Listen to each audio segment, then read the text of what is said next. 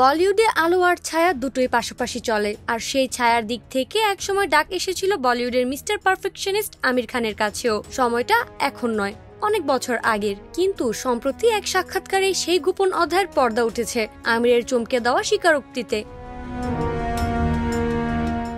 ভারতীয় গণমাধ্যম সূত্রে জানা যায়, কেয়ামত সে কেয়ামত তাক ছবি থেকে আমিরের সাফল্যের শুরু। তারপরে একাধিক সফল সিনেমায় কাজ করেছেন তিনি। 1990 সালের শেষের দিকে আন্ডারওয়ার্ল্ডের লোকজনের কাছ থেকে আমন্ত্রণ পেয়েছিলেন তিনি। মধ্যপ্রাচ্যে একটি পার্টির আয়োজন করা হয়েছিল এবং সেখানে উপস্থিত থাকতে বলা হয়েছিল আমিরকে।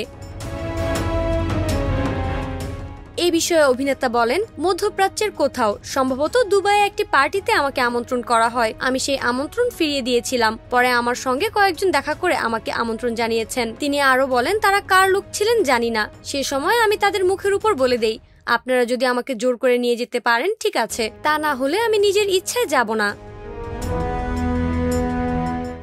তবে আন্ডারওয়ার্ল্ড থেকে প্রস্তাব এখানে থেমে যায়নি। আমি রাজি না হয় আমাকে আরো নানা রকমের প্রলোভন দেওয়া হয়েছিল। এ বিষয়ে আমির বলেন, ওরা অনেক চেষ্টা করেছিল।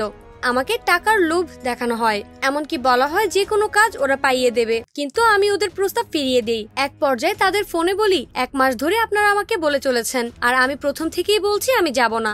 আপনারা ক্ষমতাশালী, আপনারা এর জন্য আমাকে মারধর করতেই পারেন, আমার হাত পা বেঁধে কোথাও নিয়ে যেতে পারেন, কিন্তু আমি স্বেচ্ছায় যাব না। এরপর আমিরের সঙ্গে যোগাযোগ বন্ধ করে দিয়েছিল তারা।